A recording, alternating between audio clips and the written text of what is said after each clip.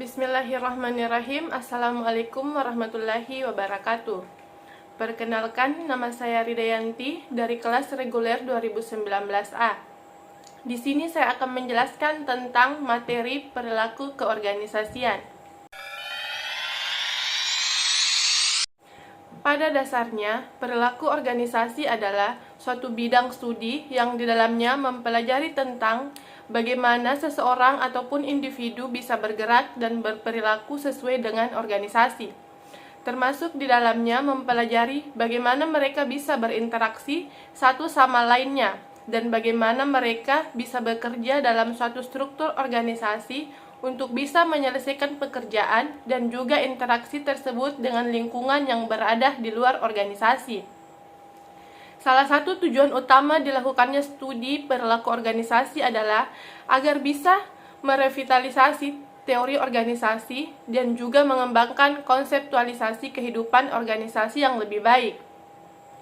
Sebagai bidang daripada multidisiplin, perilaku organisasi ini sudah dipengaruhi dengan perkembangan pada sejumlah disiplin ilmu, termasuk di dalamnya psikologi, sosiologi, ekonomi, dan teknik, dan juga pengalaman dari para praktis itu sendiri.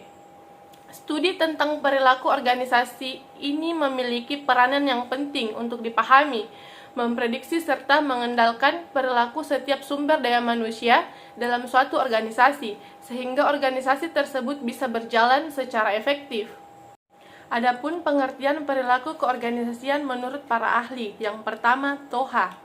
Toha menerangkan bahwa perilaku organisasi adalah suatu studi yang berhubungan dengan berbagai aspek tingkah laku manusia yang di dalam organisasi ataupun kelompok tertentu.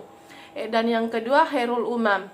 Menurut Khairul Umam, perilaku organisasi adalah suatu bidang studi yang mempelajari dampak dari perorangan, kelompok, dan struktur pada perilaku organisasi agar bisa menerapkan pengetahuan terkait tentang berbagai hal tersebut demi perbaikan efektivitas suatu organisasi.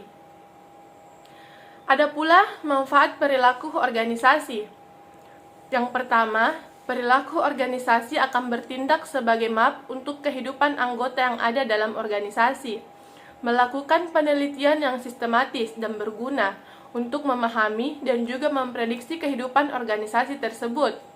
Yang ketiga, perilaku organisasi akan membantu setiap individu dalam memahami perilaku mereka sendiri dan juga orang lain yang berada di dalam organisasi. Yang keempat, membantu setiap manajer untuk bisa memahami dan juga memengaruhi lingkungan dan juga kejadian ataupun masalah yang ada pada organisasinya. Yang terakhir, analisa perilaku organisasi juga akan sangat membantu mencegah adanya masalah dalam organisasi. Ada pula elemen-elemen perilaku organisasi adalah yang pertama, manusia. Manusia adalah sistem sosial di dalam internal organisasi. Mereka terdiri dari individu ataupun kelompok tertentu. Artinya, kelompok tersebut bisa dalam jumlah yang kecil atau besar, informal atau normal, tidak resmi ataupun resmi. Yang kedua, struktur.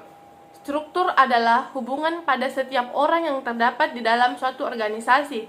Mereka yang berada di dalam suatu organisasi tentu diberikan peran yang berbeda, dan mereka mempunyai hubungan tertentu dengan yang lainnya. Yang ketiga, teknologi. Teknologi mampu menanamkan kondisi fisik dan juga ekonomi dimanapun orang bekerja. Sifat dari teknologi ini akan sangat tergantung dari sifat organisasi dan juga akan turut mempengaruhi pekerjaan ataupun kondisi kerja perusahaan. Yang keempat, sistem sosial. Sistem sosial ini akan menyediakan lingkungan eksternal, tempat organisasi bergerak.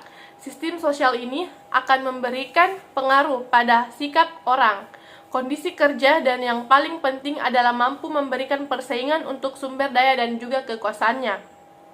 Terdapat pula ruang lingkup terhadap perilaku keorganisasian.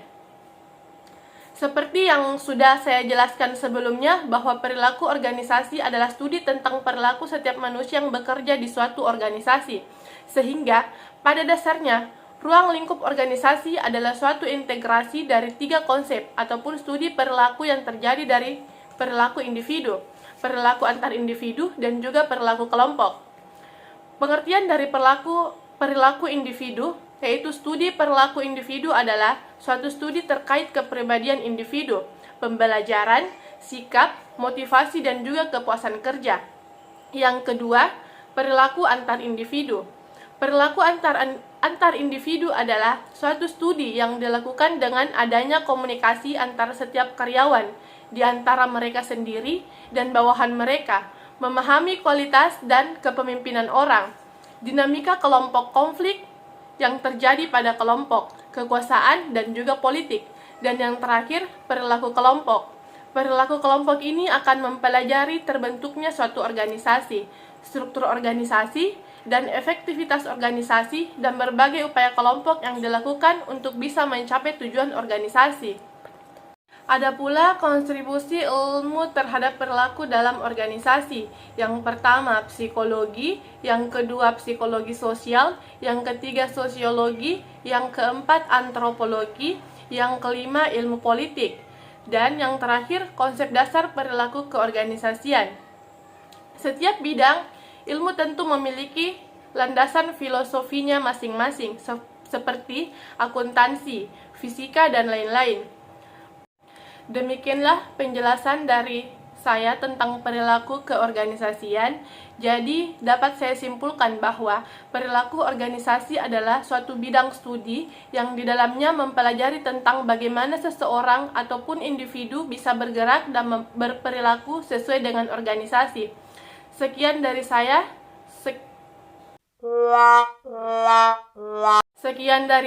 Wabillahi taufiq wal hidayah. Wassalamualaikum warahmatullahi wabarakatuh.